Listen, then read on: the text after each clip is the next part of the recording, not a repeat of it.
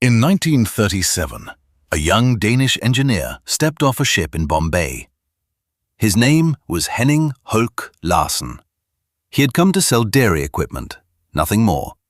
His colleague and former schoolmate, Larsen and Toubro, had also come to India for the same reason.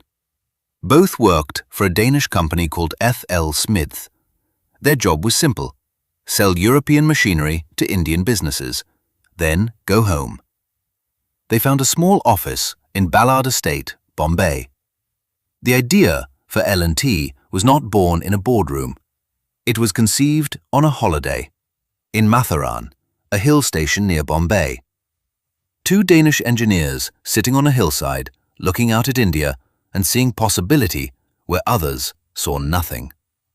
The office was so small that only one of them could sit in it at a time. In 1938, they made a decision that would change India forever. They shook hands and started a company with 20,000 rupees. They called it Larsen and Toubro. Their plan was straightforward: import, sell, earn a commission, go back to Denmark. Then, in 1939, everything changed. World War II began. Germany invaded Denmark in 1940. Supply lines from Europe were completely cut. The dairy equipment they sold could no longer be imported. Their business model was destroyed overnight. They had two choices: go home or stay and build something new. They stayed. With their engineering skills, they set up a small workshop. They started repairing ships in Bombay Harbour. Allied merchant vessels damaged in the war needed urgent repair. L&T was there. They didn't just repair ships, they converted Allied merchant vessels into warships. For this, they formed a separate company called Hilda Limited, a dairy equipment trader now converting ships for war. That is how quickly L&T could adapt. The sudden internment of German engineers in British India gave L&T another opportunity. A soda ash plant for Tata Chemicals had no engineers to build it. L&T stepped in. One opportunity after another, each one bigger than the last. By the time World War II ended, L&T was no longer a dairy equipment trader. It had become an engineering company. In 1947, India got independence. Non-native owners of Indian companies started selling off their businesses, pocketing their fortunes, and going home. Larsen and Toubro did not. Two Danish engineers who'd come to sell dairy equipment decided to stay and build an independent India instead. In 1948, L&T opened its Powai manufacturing complex in Mumbai, a full industrial facility built from scratch in a newly independent nation. In 1950, L&T became a public limited company. That same year, they built a dry dock for the Indian Navy in Mumbai, in partnership with a French company. A dairy equipment trader, now building naval infrastructure for independent India.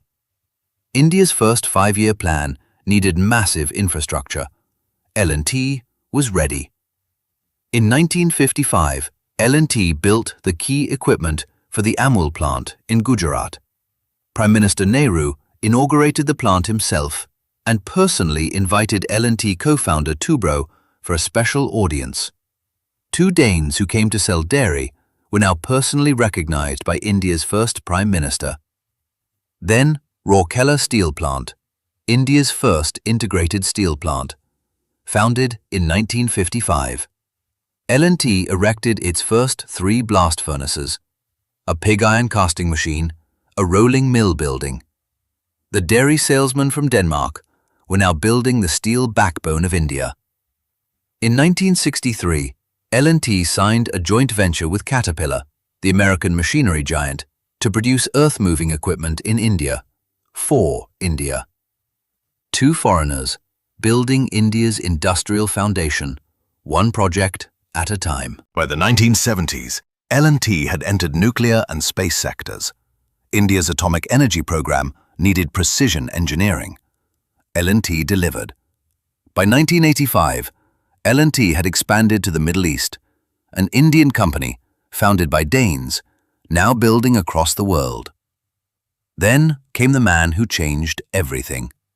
Anil Manibhai Naik, born in Navsari, Gujarat, son of a schoolteacher.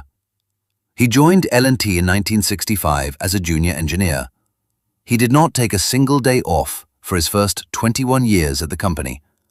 He would sleep on his office desk. He called it devotion beyond dedication. In 1999, Naik became CEO and managing director. In 2003, he became chairman, the first employee in L&T's history to reach that position. Between 1999 and 2017, L&T's revenues grew from 5,000 crore rupees to 1,20,000 crore rupees, 24 times in 18 years. Under Naik, L&T won the contract to build Terminal 3 of Delhi's Indira Gandhi Airport. 36 months. That was the deadline. Most said it was impossible. L&T delivered on time. Terminal 3, one of Asia's largest airport terminals, built in 36 months. Then India's first monorail, Mumbai. L&T built it. Then INS Arihant, India's first nuclear-powered submarine. L&T provided critical technological support. The Statue of Unity, the world's tallest statue at 182 meters. L&T built it. Motera Cricket Stadium, the world's largest cricket stadium. L&T built it. Chandrayaan, Mangalyaan, India's space missions, carried components manufactured by L&T. Every major project in modern India carries L&T's fingerprints. Now, the investor story.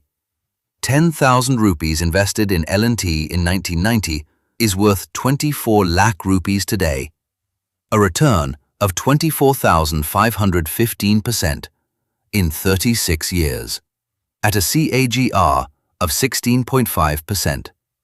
Today, L&T is worth 5.5 lakh crore rupees. Order book of 5.79 lakh crore rupees, the largest in its history. So what does the L&T story tell us as investors? 3 things. First, adversity creates opportunity.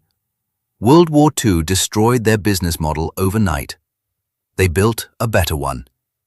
The investors who understand how companies respond to crisis find the best entry points.